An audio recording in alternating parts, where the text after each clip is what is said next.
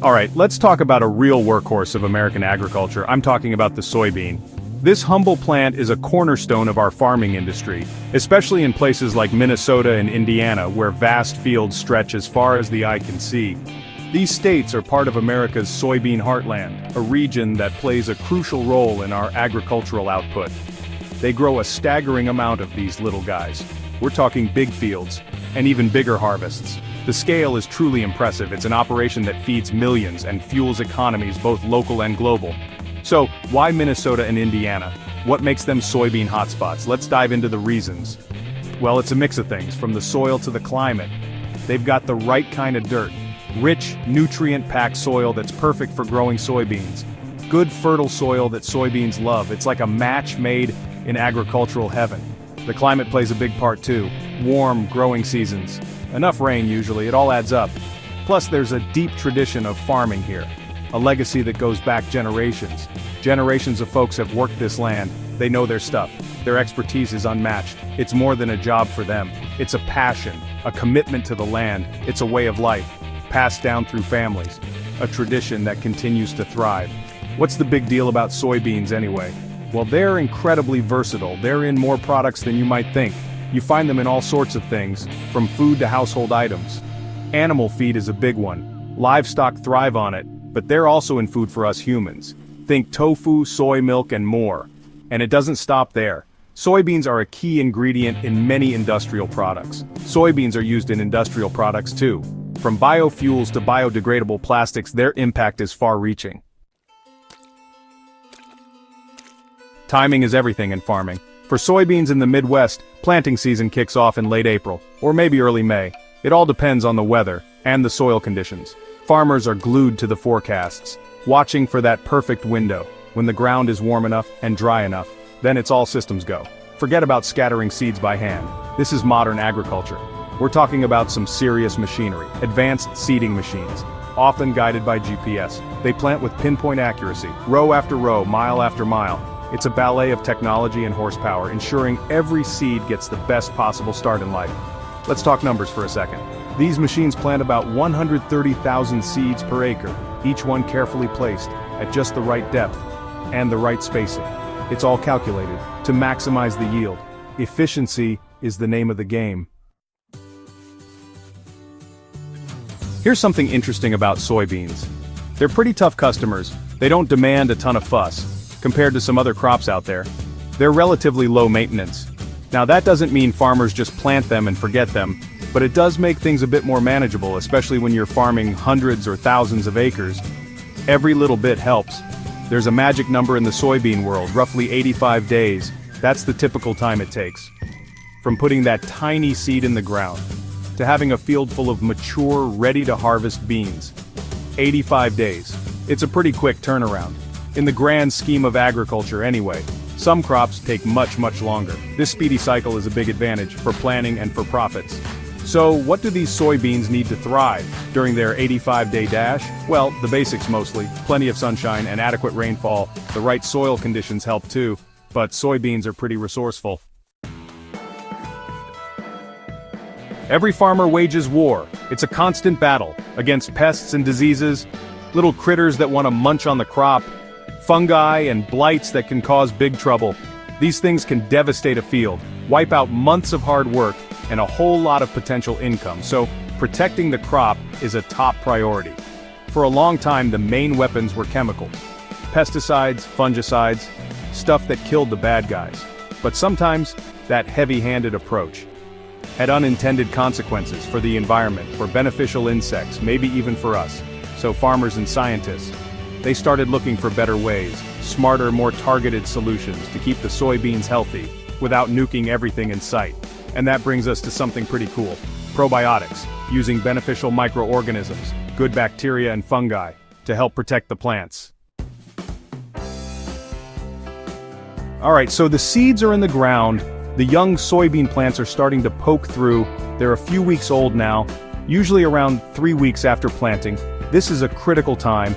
The plants are establishing their roots, getting ready for a growth spurt, and this is when farmers often step in to give the soil a little extra attention, because healthy soil is the foundation for a healthy, bountiful harvest.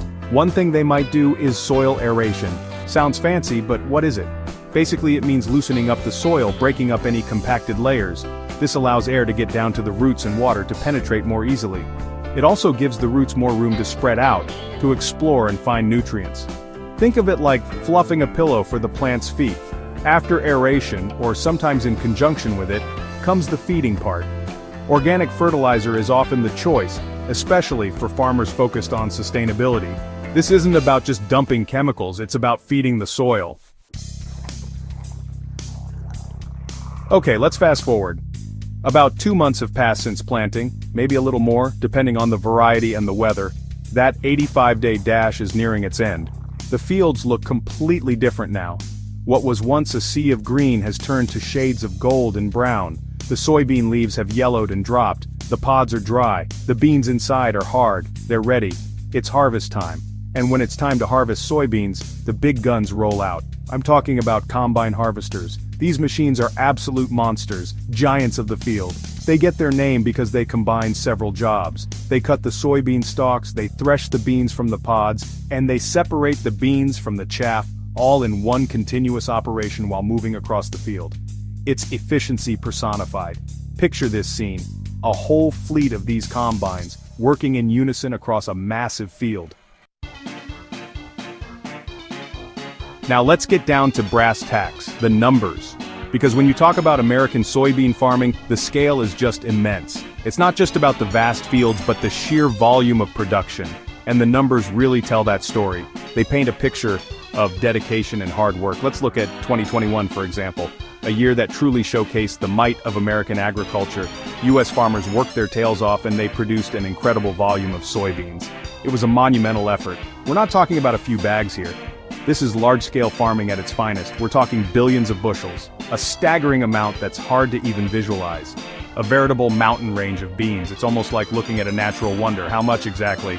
In 2021, the United States produced 4.44 billion bushels of soybeans. That's an astronomical figure. That's billion with a B. It's a number that underscores the scale of the industry. Let that sink in for a moment. It's a staggering figure, truly mind-boggling. And where did all these beans come from? They were harvested from across the nation. They were harvested from over 86 million acres of land across the country. That's a lot of ground to cover. States like Minnesota and Indiana, they're major contributors to this total. Their efforts are crucial. It's a testament to the productivity and efficiency of American agriculture. The innovation and hard work are evident. So what happens to this colossal pile of soybeans? The journey doesn't end at the farm. Well, it gets split up. The distribution is a massive operation in itself. Roughly half of it is used right here, domestically within the United States. It supports various industries. A huge chunk of that goes into animal feed. The other half, it has a different destiny. That gets exported, shipped all over the globe. It's a key part of international trade, and those exports are big business. They play a significant role in the global market. We've talked a lot about animal feed and exports, but soybeans end up in many human foods too. They are incredibly versatile and can be found in a wide range of products, from tofu and tempeh to soy sauce and miso. But today, let's focus on one product that has gained significant popularity in recent years. One product that's become pretty popular is soy milk. It's not just a trend, it's a staple for many households. You see it in grocery stores everywhere, often taking up more and more shelf space as demand increases. It's a common dairy milk alternative, a go-to for people who are lactose intolerant or vegan, or just looking to try something different. Its creamy texture and mild flavor make it a versatile ingredient in both sweet and savory dishes. Its popularity has definitely been on the rise for a number of years now, driven by health trends and dietary needs. So, how do you get milk from a bean? It sounds a bit strange, right? But the process is actually quite fascinating. The basic process is fairly simple, yet ingenious. Dried soybeans are the starting point. These little beans are packed with potential. First, they're soaked in water for several hours to soften them up. This step is crucial for the next stages. Then they're ground up with more water. This creates a slurry, which is the foundation of soy milk. This slurry is then strained to remove the pulp, which is called okara. Okara can be used in other recipes, so nothing goes to waste. The liquid that's left? That's your basic, unsweetened soy milk. Simple, yet nutritious. Commercial production adds a few more steps for flavor, consistency, and shelf life. This ensures that the soy milk you buy is delicious and long-lasting. So there you have it. From a humble bean to a versatile milk alternative. A glimpse into the world of soybean farming. It's a journey that starts in the fields, from a tiny seed planted in the rich soil of places like Minnesota and Indiana, through a carefully managed growing season using smart techniques like probiotics and soil aeration, to a high-tech harvest with giant machines. Each step is vital for a successful crop. These beans then travel far and wide, becoming a vital part of the global food chain, and even ending up as soy milk in your fridge or in your morning coffee. It's amazing to think about the journey they take. It's a story of hard work, that's for sure. From the farmers who grow the beans to the workers who process them, every step is a testament to dedication and innovation.